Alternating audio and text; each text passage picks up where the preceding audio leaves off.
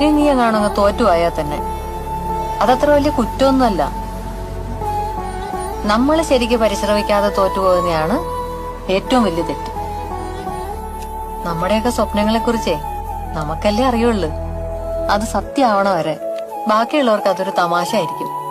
മക്കളാണെന്ന് നോക്കണ്ട. ചിലര് മാത്രമേ നമ്മുടെ സ്വപ്നങ്ങൾ തിരിച്ചറിയുള്ളൂ. അതിനുവേണ്ടി നമ്മുടെ കൂടെ നിൽക്കുള്ളൂ. നമ്മൾ അവരുടെ അടുത്ത് കൂട്ടുകൂടണം.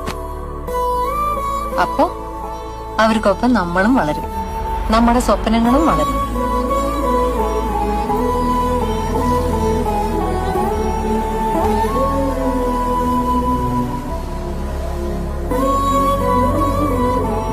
ഇങ്ങനെ മനസ്സിൽ കാണണതെല്ലാം ഒരു കഷ്ടപ്പാടുകളും ഇല്ലാതെ ചുമ്മാ അങ്ങ് നടക്കുമെന്ന് മോള് വിചാരിക്കല്ലേ.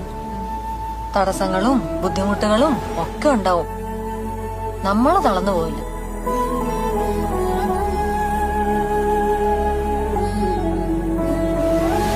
നേടിയെടുക്കാനേ ഒരു സ്വപ്നം പോലും ഇല്ലെങ്കിൽ ജീവിതത്തിന് ഒരു അർത്ഥം ഉണ്ടാവില്ല.